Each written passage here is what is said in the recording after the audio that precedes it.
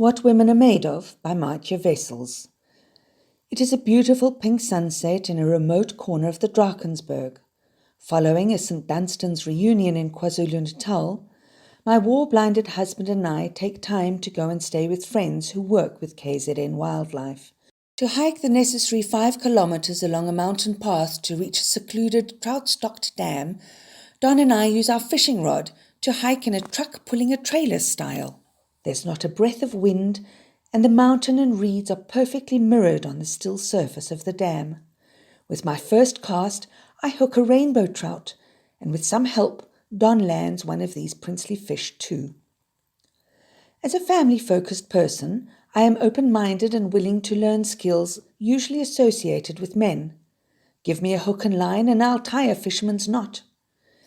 Coming from the Great Karoo, I knew nothing about fishing, so Don had to teach me how to put on bait and determine the depth of my line in the water.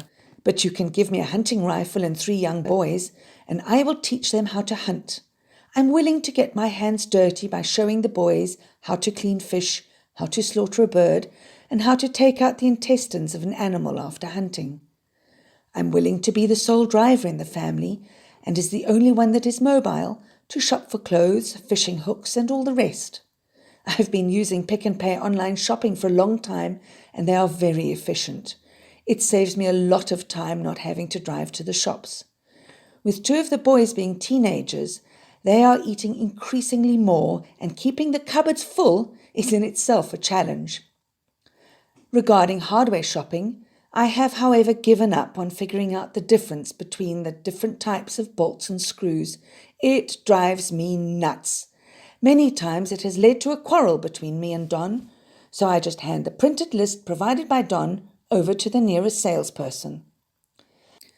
What prepared me for pulling my weight and being willing to bring my proverbial pound of flesh to the table was, I think, my upbringing on a sheep farm in the Great Karoo between Sutherland and Fraserburg. This, together with boarding school throughout my primary and high school years, as well as a year in the army. My mum was an entrepreneur and a role model. In the 1980s, she got permission from the then Coloured Department of Education to start a school and boarding house for farm kids on our family farm. This school saw many farm labourer children from homes where neither the mother nor father could read, now obtain these basic tools to better them in life, and many of them have since reached special heights. Over and above being a full-time teacher on the farm, Mum also made and sold fancy clothes, started the first guest house in the Karoo, and founded Fraserburg School Theatre Festival, which is held annually up until this day. In my own career, I was selected to attend the South African Army Women's College in George. After a year of being shunted around by short-fused corporals, I obtained my nursing degree at Stellenbosch University. I then worked a stone's throw from our current house at Helderberg Hospital for a year, after which I decided to spread my wings. I worked as a registered nurse through an agency all across Greater London for 2 years. It was a time of hard work, but I used the opportunity to travel around Europe and Scandinavia. Coming back to South Africa towards the end of 1999, I met Don through mutual friends. I then enrolled at Stellenbosch University to do my honours degree in intensive care nursing. I stayed in Pinelands for a year while I worked at Vincent Pallotti Hospital. I was 27 years old in the year 2000 when, on top of Table Mountain, Don popped the big question. Even though I knew that it would not be a marriage where husband and wife fulfill the time-honoured gender roles society associates with men and women, I answered yes. With my new degree under my belt and having married Don in 2001, I worked in the intensive care unit for 7 years. I was then promoted to an office job, which meant no more 12-hour shifts in the ICU. I was the clinical risk manager for Mediclinic Vergelegen Hospital in Somerset West for 12 years. In this time, we were blessed with 3 lovely boys. I also completed a higher diploma in nursing management through Stellenbosch at that time. I remember going to bed early, studying between midnight and 2 a.m. and going back to sleep again. I did this for about 4 nights a week, and I completed my course cum laude. During that time, I implemented many quality improvement initiatives at the hospital, and I was honoured to be awarded a Discovery Health Quality Improvement Award for being one of the top 3 winners in the 2014 annual awards. With the prize money I received, I did short courses in lean management at the Business School of the University of Cape Town. With God's grace, I got promoted to a coveted job at Mediclinic's international headquarters in Stellenbosch.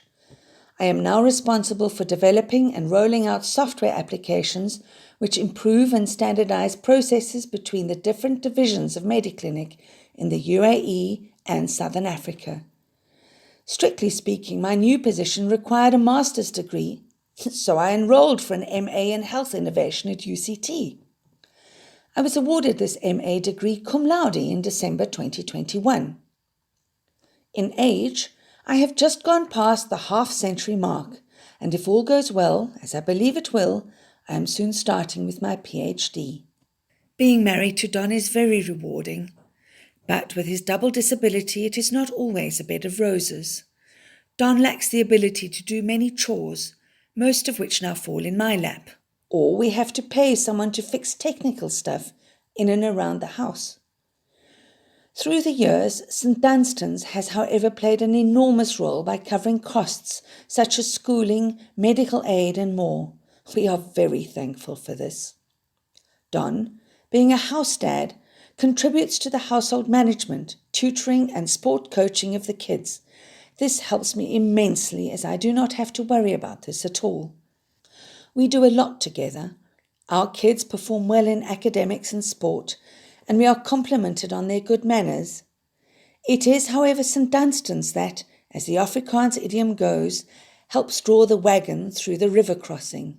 The great blessing and grace from our Almighty God brings it all together. Finally, there is a picture of me, Don, and my 3 sons dressed in sporting gear. We all have very proud, broad smiles, and my middle son is holding a trophy. He is also wearing several medals around his neck, which match the trophy.